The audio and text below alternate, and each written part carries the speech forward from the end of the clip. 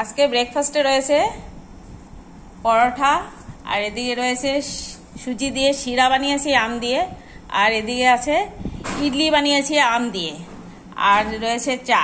আজকে ব্রেকফাস্টটা এটা। তো রঞ্জনা, খেয়ে বলো তো কিরকম লাগছে খেতে, শিরাটা কিরকম হয়েছে খেতে?